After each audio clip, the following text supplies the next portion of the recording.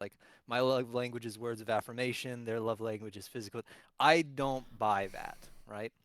I think these are words that we give people that they adhere to because they are trying to understand themselves, but they don't yet, right? And it's like an easy catch-all, right? I think far more accurate is probably the in certain moments I want certain things, in others I want other things, right?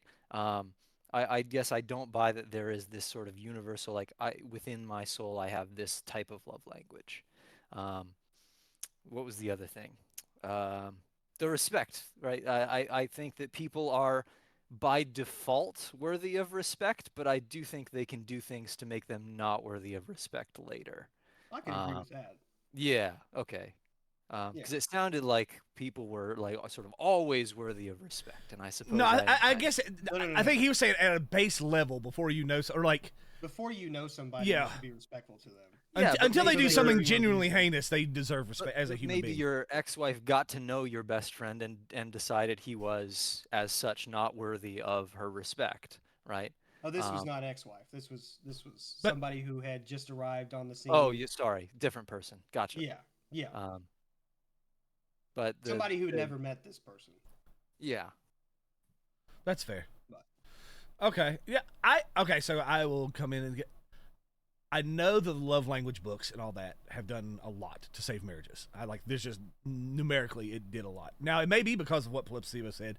It helped people understand themselves and help them put what they think into boxes that they were able to communicate with the other person in a way that the other person would actually understand. It got people off of being defensive.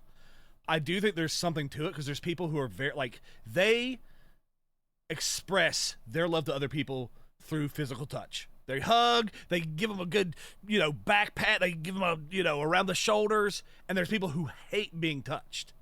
And so yeah, saying the way I express myself, a lot of times my initial just natural push when I love somebody is I will give them a hug or I'll give them a massage on the neck and be like, it's gonna be okay, man. Whereas this person's like, oh, I don't like that. I think that needs to be. I don't know if you want to call it a love language, but that does need to be expressed somehow because yeah, your natural instinct is I going to agree with be to that. do this. And so I think that's more of what it's talking about. Is just kind of like your natural, inherent, like what you first do. It's not that you can only express it. The whole idea is like, oh, I know that you don't like it, so I'm going to try not to do this as often,